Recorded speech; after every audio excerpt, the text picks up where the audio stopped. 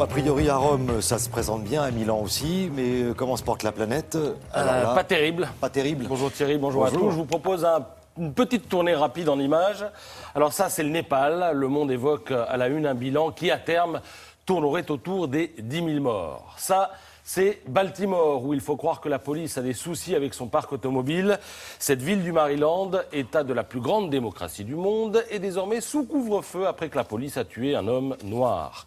Et puis ça, c'est la Syrie, où Daesh progresse à un point tel que Bachar al-Assad demande maintenant de l'aide à l'Iran pour ce qui ressemble à l'alliance de tous les satans, en tout cas pour Israël, dont vous lirez dans l'opinion, alors attention, vous allez halluciner, qu'il donne un coup de main à certains djihadistes. Oui, Israël aide des djihadistes. Nous évacuons et soignons leurs blessés dans les hôpitaux militaires israéliens, confie un médecin de Tsahal, l'armée israélienne. Alors bon, je vous passe le Burundi, où ça ne va pas très fort non plus, depuis que le président, qui est un immense démocrate, a annoncé qu'il était candidat à un 3e mandat. Et j'en viens à la seule raison de nous réjouir de vivre dans un tel monde, car il existe dans ce chaos généralisé un havre de paix, un écrin d'amour et de tendresse, un pays rêvé. Et ce pays, eh bien, c'est la France, oui.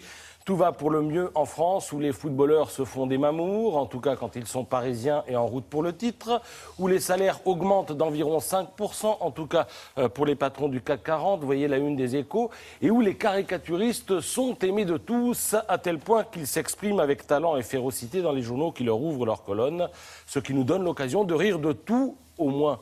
En tout cas, de sourire. En voici un dessin signé Pétillon. On aperçoit 2 soldats qui protègent une église et le curé qui, mu par l'amour du prochain et la nécessité de recruter des fidèles, propose de les faire entrer. Ça fera moins vide, dit-il.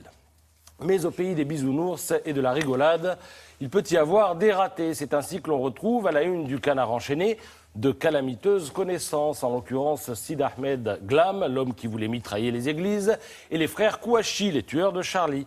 Le Canard nous apprend que Glam entretenait des liens étroits avec la filière des buts de Chaumont, comme les frères Kouachi, mais c'est sans doute un hasard.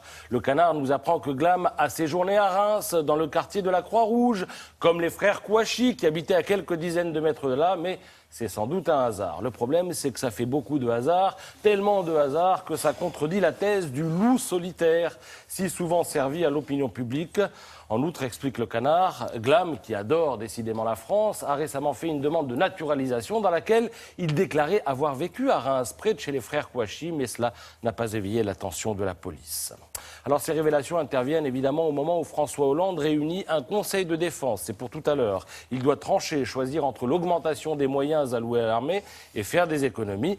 Dans son édito ce matin, Yves Tréhard estime qu'il ne faut pas lésiner et donner les moyens à l'armée de faire son boulot, sur les 2 fronts d'ailleurs, intérieur et extérieur. Et il écrit notamment: depuis 10 ans, l'armée française a perdu 80 000 postes. C'est le plus grand plan social jamais engagé dans d'autres secteurs. Il aurait provoqué des manifs monstres. Mais la Grande Muette, elle, est restée fidèle à son devoir de réserve. C'est bien vu et ça montre, comme je vous le répète depuis le début, qu'en France, décidément, tout va bien. Et on se retrouve tout à l'heure, hein, Patrice, pour la revue de presse culturelle.